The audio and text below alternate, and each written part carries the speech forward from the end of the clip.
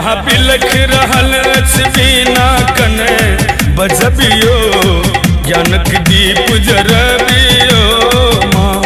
बेटा बिलख रहल बिना कने बजबियो ज्ञानक दीप जरबियो माँ।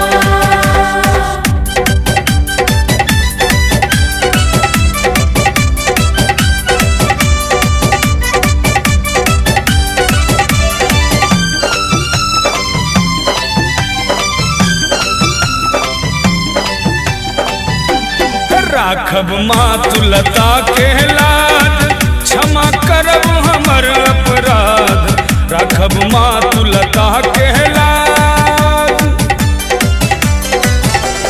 राखब मातुलता के लाज क्षमा करब हमर अपराध।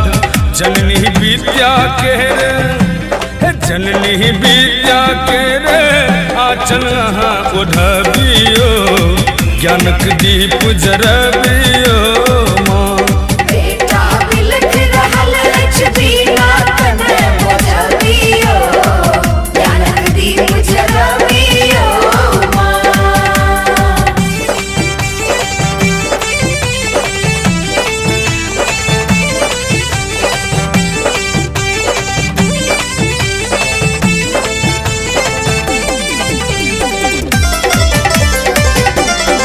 केहन लिखलो भागत खेल हमरा बना देलो ढाले।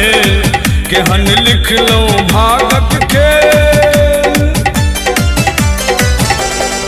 केहन लिखलो भागत खेल हमरा बना देलो बकले। आबो करुण नयन सो आबो करुण नयन सो काबिल अम्ब बनबियो ज्ञानक दीप जरबियो माँ। बेटा बिलख रहल बिना कने बजबियो ज्ञानक दीप जरबियो माँ।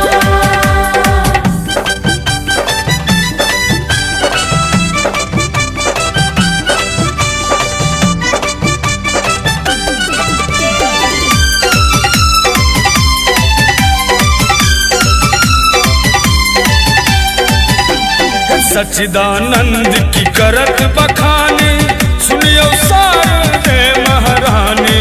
सच्चिदानंद की करत बखानी सच्चिदानंद की करत बखानी सुनियो सरस्वती महारानी। पुत्र अरविंद के माँ पुत्र अरविंद के माँ स्वर सौ कने सजबियो ज्ञानक दीप जरबियो।